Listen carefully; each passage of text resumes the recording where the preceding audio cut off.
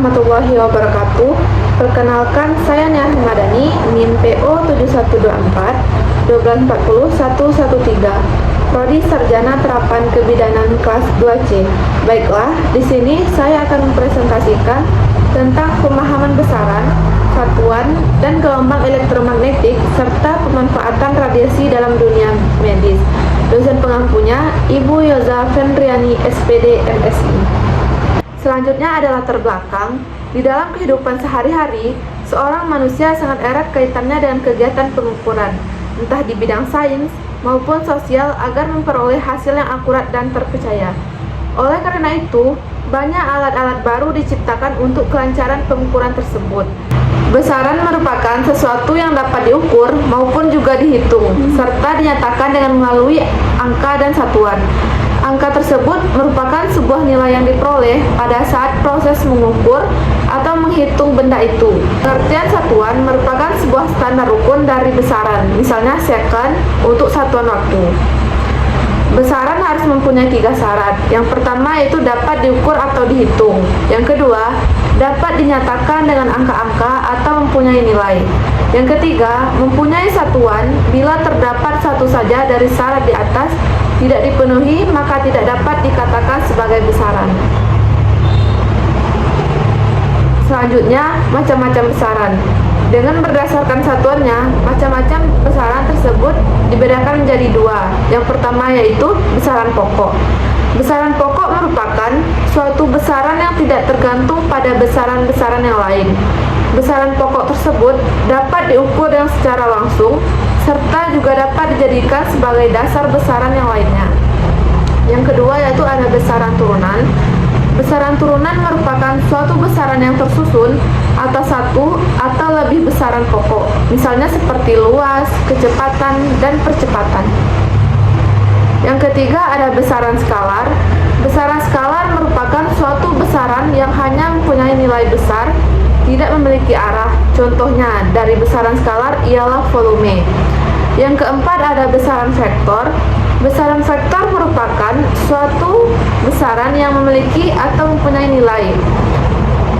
Contohnya dari besaran vektor ialah perpindahan, kecepatan, serta juga gaya. Selanjutnya ada satuan. Satuan adalah segala sesuatu yang digunakan untuk menyatakan hasil pengukuran atau pembandingan dalam suatu pengukuran tertentu.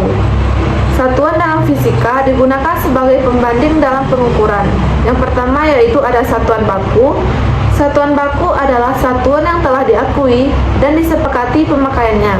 Secara internasional, tahu disebutkan dengan satuan internasional atau SI. Kita pernah belajar tentang pengukuran, jadi dalam pengukuran kita membandingkan objek dengan besaran yang telah ditentukan. Jika kita sudah mendapat hasilnya, kita harus menjelaskan hasil pengukuran tersebut dan dalam angka dan satuan dengan acuan yang ada. Di sini satuan berperan sebagai pembeda atau pembanding dalam pengukuran. Satuan terdiri dari dua jenis, yaitu satuan baku dan satuan tidak baku. Satuan tidak baku adalah satuan yang tidak ditentukan secara resmi dan untuk orang yang berbeda, menghasilkan pengukuran berbeda, sedangkan satuan baku adalah satuan yang ditentukan secara resmi oleh para ilmuwan dan dijadikan standar acuan. Satuan ini juga diukur oleh orang yang berbeda, akan tetap menghasilkan pengukuran yang sama. Baik, selanjutnya ada pengukuran. Pengukuran adalah proses untuk memperoleh informasi suatu besaran fisik tertentu, misalnya seperti tekanan, suhu, tegangan, atau arus listrik, dan lain sebagainya. Informasi yang diperoleh dapat berupa nilai dalam bentuk angka atau sering disebut kuantitatif, maupun berupa pernyataan yang merupakan sebuah kesimpulan yang sering disebut kualitatif. Untuk memperoleh informasi tersebut, maka kita memerlukan alat ukur. Baik, selanjutnya ada gelombang elektromagnetik. Gelombang elektromagnetik adalah gelombang yang dapat merambat tanpa memerluk medium dan merupakan gelombang transversal. Namun, gelombang elektromagnetik merupakan gelombang medan, bukan gelombang mekanik yang sering disebut materi. Baik, selanjutnya ada sifat-sifat dan ciri gelombang elektromagnetik. Yang pertama yaitu perubahan medan listrik dan medan magnetik terjadi pada saat yang bersamaan, sehingga kedua medan memiliki harga maksimum dan minimum pada saat yang sama dan pada tempat yang sama. Yang kedua yaitu ada arah medan listrik, medan magnetik yang saling tegak lurus dan keduanya tegak lurus terhadap arah rambat gelombang. Yang ketiga, dari ciri nomor 2 diperoleh bahwa gelombang elektromagnetik merupakan gelombang transversal.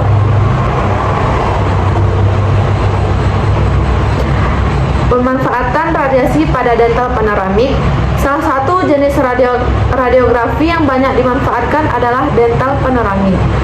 Radiografi panoramik merupakan teknik pencitraan ekstraoral yang mampu menampilkan gambaran menyeluruh dari gigi geligi, rahang atas, rahang bawah, sandi temporomandibular, serta jaringan pendukung lainnya hanya dalam satu kali pemotretan.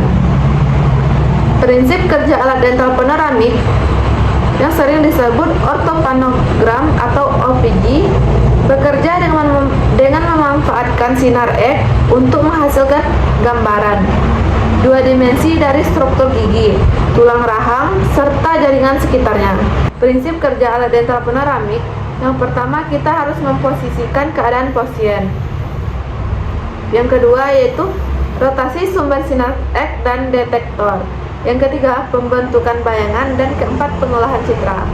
Baik, adapun kesimpulannya, besaran, satuan, dan pengukuran merupakan konsep dasar dalam ilmu fisika dan teknik yang sangat penting untuk memahami dan memerlukan eksperimen dengan tepat, akurasi, merujuk pada beberapa dekat hasil pengukuran dengan nilai sebenarnya. Sedangkan presisi menunjukkan konsistensi hasil pengukuran saat diulang. Sedangkan gelombang elektromagnetik adalah gelombang yang terdiri dari medan listrik dan medan magnet yang berosilasi dan merambat melalui ruang. Kesimpulan dari dental panoramik merupakan teknik radiografi ekstraoral yang sangat bermanfaat dalam bidang kedokteran gigi. Alat ini bekerja dengan prinsip rotasi tabung, sinar X, dan detektor di sekitar kepala pasien, sehingga mampu menghasilkan citra menyeluruh gigi, tulang rahang, dan jaringan sekitarnya dalam satu kali pemotretan. Baik, sekian dari saya. Wassalamualaikum warahmatullahi wabarakatuh.